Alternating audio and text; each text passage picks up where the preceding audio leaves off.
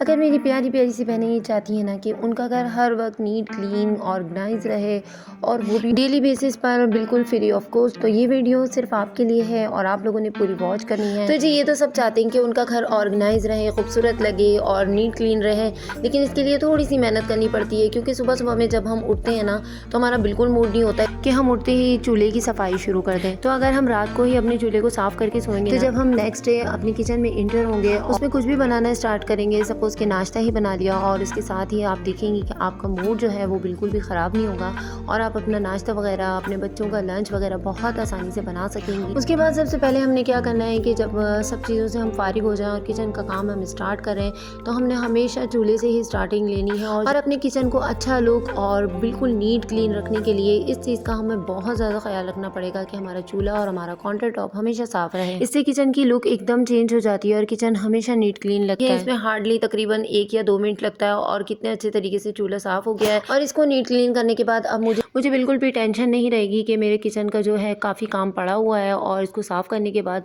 जब भी मुझे ज़रूरत होगी मैं इसको आराम से यूज़ करूँगी। और किचन का ये मेन पार्ट होता है, इसको बिल्कुल ना भूला करें, इग्नोर ना किया करें। इसको हमेशा खाना बनाने के बाद फ़ौरन से साफ़ कर दिया करें ताकि जब नेक्स्ट टाइम कुछ करने आए तो आपको हमेशा अपना चूल्हा साफ़ सुथरा लगे। तो चलते हैं जी टिप्स नंबर 2 की तरफ। सर्दियों में तो अंडे हर घर में ही खाए जा रहे होते हैं, लेकिन हम उनको बॉयल करने से पहले वॉश करते हैं? बिल्कुल नहीं। बहुत सारे घर ऐसे हैं जहाँ पे अंडे को ज़्यादा वॉश नहीं किया जाता, तो आप लोगों ने बिल्कुल हल्के हल्के हाथ से इसको एक बार जिस भी लिक्विड से या लेमन मैक्स से या विम से आप लोग बर्तन धोते हैं ना, उसी से आप लोगों ने इसको लगाना है और हल्के हल्के हाथ से इसको धो लेना है। धोने के बाद आप लोगों ने इसको जिस चाहे बर्तन में आप रख कर इसको बॉयल कर सकते हैं। कोशिश किया करें कि स्टील के बर्तन में आप इसको बॉयल करें क्योंकि सिल्वर का जो पतीला होता है वो बहुत जल्दी काला हो जाता है और फिर उसके निशानात रह जाते हैं। तो कोशिश किया करें कि स्टील में बॉयल करें और ये बहुत आसानी से फिर धुल भी जाता है। और बॉयल करने से पहले अगर आप इसमें 1 से 2 पिंच अगर आप इसके अंदर सॉल्ट के डाल दें तो अंडा कभी भी नहीं टूटेगा। और टिप्स नंबर ये है कि जब भी काम कर रहे होते हैं हम तो अक्सर ऐसा होता है कि हम गीले हाथ लगा देते हैं बेध्यानी में माचिस के ऊपर और वो गीली हो जाती है।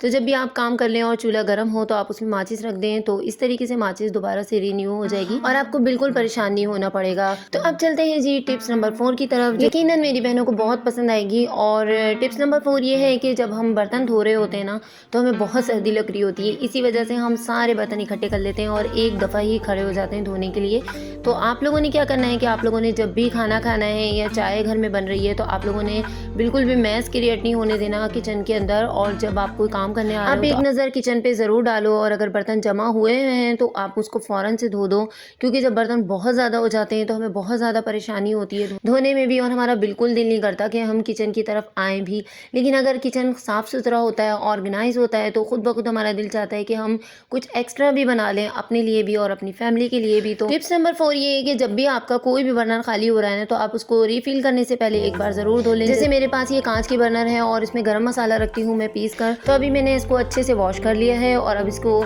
जब ये ड्राई हो जाएगा तो मैं इसमें दोबारा से गरम मसाला रिफिल कर दूंगी। साथ ही साथ मैंने चाय के बर्तन भी धो लिए हैं। किचन को क्लीन करने का मकसद ये होता है कि हमारा माइंड जो है बहुत ही रिलैक्स हो जाता है और हम जब दोबारा से काम करने आते हैं किचन में तो बहुत ही अच्छा सा फील हो रहा होता है। साथ ही साथ में जब बर्तन धो लें और सारा काम आप लोगों ने क्लीन कर लिया है तो कोई भी एक टॉवल ले लें या तो फिर ऐसा कर लें कि जिससे आपको जो भी आपके पास अवेलेबल हो उससे आपने सारी शेल्फ को बिल्कुल ड्राई आउट कर लेना है और उसके बाद फिर आप लोगों ने किचन से निकलना है। साथ में आपने इस चीज़ का भी ख्याल रखना है कि जिस सिंक में हम बर्तन धो रहे हैं उसके टब को भी हमने बिल्कुल सेम उसी तरीके से धोना है जिस तरीके से हम अपने बर्तनों को जब यूज़ किए हुए बर्तनों को हम वॉश करते हैं। तो देखिएगा कि आपका जो सिंक है वो किस तरीके से हर वक्त चमकता दमकता रहता है और आपको बिल्कुल भी उसकी एक्स्ट्रा सफाई करने की या उसको क्लीन करने की या वॉश करने की बिल्कुल भी ज़रूरत नहीं पड़ेगी और हर वक्त आपका किचन ऑर्गेनाइज रहेगा। तो प्यारी बहनों, इस तरीके से काम करने से हम अपनी ज़िंदगी को काफ़ी हद तक ईजी कर सकते हैं और अपना जो कीमती टाइम है वो अपनी फैमिली के साथ स्पेंड कर सकते हैं।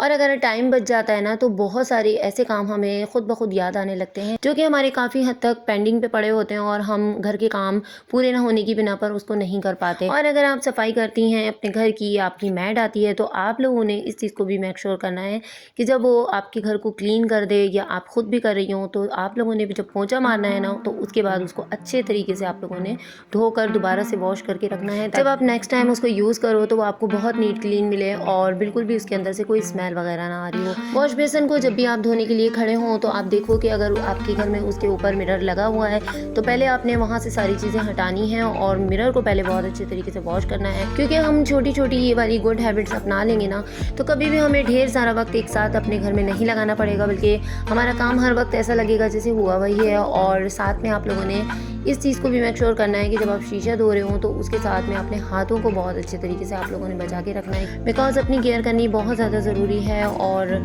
साथ ही इस चीज़ को भी मेक श्योर करें कि जब आप शीशे को धो लें, अच्छे तरीके से वॉश कर लें, तो किसी भी साफ़ सुथरे कॉटन के कपड़े से इसको अच्छे तरीके से आपने साफ़ कर देना है, जिसका कलर भी ना निकलता हो। और इस तरीके से आपका शीशा जो है जब भी आप धोएंगी बिल्कुल रीन्यू हो जाएगा और हर वक्त जगमगाता रहेगा। मैंने बहुत सारी ख़वातीन ऐसी भी देखी हैं जिनके घर में एक से एक चीज़ पड़ी होती है खूबसूरत और महंगी, लेकिन उनको बिल्कुल भी सलीका नहीं होता कि वो उसको किस तरीके से ऑर्गेनाइज़ करके रखें, कैसे उनकी क्लीनिंग करें और किस तरीके से उनकी हिफाजत करें।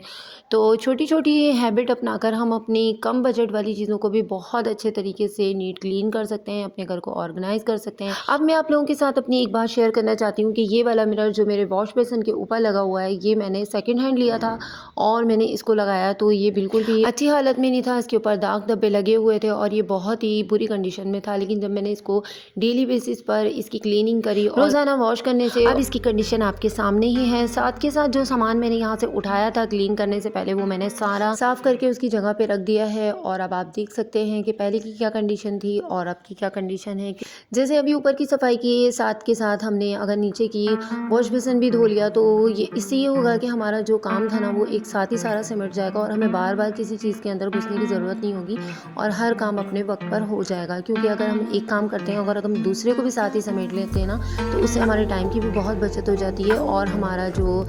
सर्दी में बार बार पानी में घुसने का प्रोसेस है वो भी ख़त्म हो जाता है और साथ में हम काफ़ी जल्दी अपने कामों से फारिग हो जाते हैं। आखिरी वाली टिप्स है ना, ये बहुत ही ज़्यादा अमेजिंग है और मैं आप लोगों को ये बताऊं कि सब बहनों के साथ ये मसला होता होगा, जो स्पेशली जिनके छोटे बच्चे होते हैं उनके साथ ये मसला बहुत ज़्यादा होता है कि जब हम बहुत ज़्यादा सॉक्स वगैरह धो रहे होते हैं और डेली बेसिस की बुनियाद पर वो पहने जाते हैं, तो बहुत सारे घरों में इतना स्पेस नहीं होता कि इनको हर जगह हम अलग अलग करें। तो एक हैंगर लेकर उसमें 4 से 5 पेयर बनाकर हम सॉक्स का आराम से टाक सकते हैं और ऊपर से हम क्लिप लगा सकते हैं। और अगर हमारे पास जगह हो और हमें पता हो कि यहाँ से हवा से नहीं उड़ेंगे तो हम बगैर क्लिप के भी उसको रख सकते हैं। क्योंकि अक्सर ऐसा होता है हम बहुत सारे कपड़े एक साथ धो रहे होते हैं और हैंगर ख़त्म हो जाते हैं, हमारे पास बिल्कुल स्पेस नहीं होता। तो आप इस तरह से करके भी अपने कामों को मैनेज कर सकती हैं। मैंने पूरी कोशिश की है कि इस छोटे से ब्लॉग में आप लोगों को काफ़ी हेल्प आउट कर सकूँ। उम्मीद है कि आज का ब्लॉग आपको पसंद आया होगा। अपना रखिएगा बहुत ज़्यादा ख्याल, मुझे रखिएगा दुआ में। कमेंट्स में ज़रूर बताइएगा आपको ब्लॉग कैसा लगा। अगले ब्लॉग तक के लिए अल्लाह हाफिज़।